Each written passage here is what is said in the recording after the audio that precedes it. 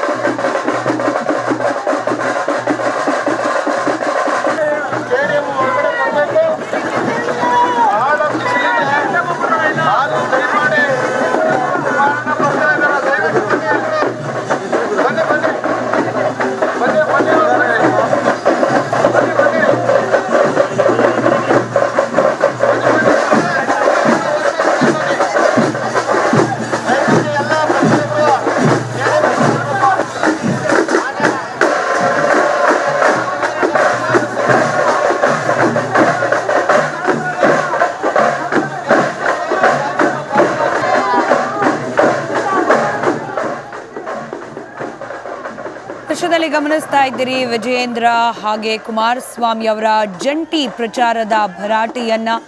ಮಂಡ್ಯದಲ್ಲಿ ಶತಾಯ ಗತಾಯ ಮೈತ್ರಿ ಅಭ್ಯರ್ಥಿಯಾಗಿ ಕಣಕ್ಕಿಳಿದಿರ್ತಕ್ಕಂಥ ಕುಮಾರಸ್ವಾಮಿ ಅವರು ಗೆಲ್ಲಬೇಕು.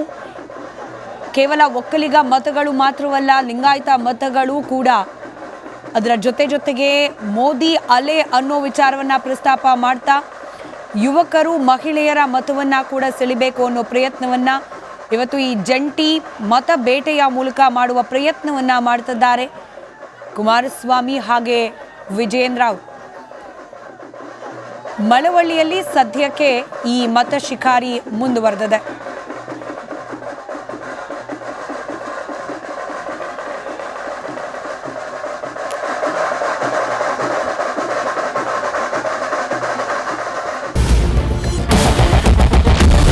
ಕ್ಯಾಪ್ಟನ್ ಅರ್ಜುನ್ನ ಕೊಂದಿದ್ದು ಯಾರು? ಅವ್ರ ನರೇಟಿವ್ ಎಲ್ಲಿ ತಂದಿಟ್ಟಿದ್ದಾರೆ ಅಂತಂದ್ರೆ ಸಂಪತ್ತನ್ನ ಹಂಚಿಬಿಡೋದು ಅಂತ.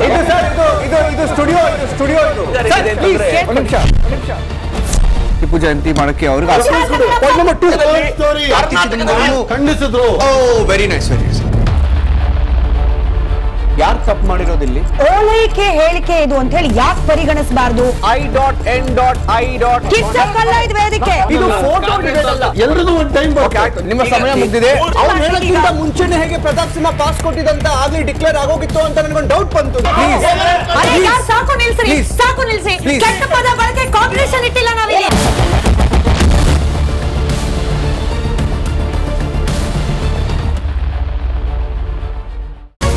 ರಿಪಬ್ಲಿಕ್ ವರ್ಡ್ ಆಪ್ ಇದು ಕೇವಲ ಅಪ್ಲಿಕೇಶನ್ ಅಲ್ಲ, ಸಮಗ್ರ ಸುದ್ದಿಗಳ ಸಂಪರ್ಕ ಮಾರ್ಗಕ್ಕೆ ಕ್ರಾಂತಿಕಾರಿ ಬದಲಾವಣೆ. ರಿಪಬ್ಲಿಕ್ ವರ್ಡ್ ಆಪ್ ಕೇವಲ ಸುದ್ದಿ ಅಪ್ಲಿಕೇಶನ್ ಪರಿಚಯಿಸ್ತಾ ಇಲ್ಲ, ಬದಲಾಗಿ ಡಿಜಿಟಲ್ ಸುದ್ದಿ ಬಳಕೆಯ ಹೊಸ ಯುಗಕ್ಕೆ ನಾಂದಿ ಹಾಡ್ತಾ ಇದೆ.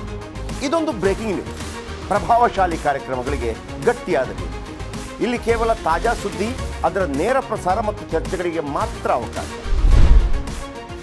ರಿಪಬ್ಲಿಕ್ ವರ್ಲ್ಡ್ ಆಪ್ ಡೌನ್ಲೋಡ್ ಮಾಡಿಕೊಳ್ಳಿ. ಗೂಗಲ್ ಪ್ಲೇ ಸ್ಟೋರ್ ಮತ್ತು ಆಪಲ್ ಆಪ್ ಸ್ಟೋರ್ನಲ್ಲಿ ಲಭ್ಯವಿದೆ.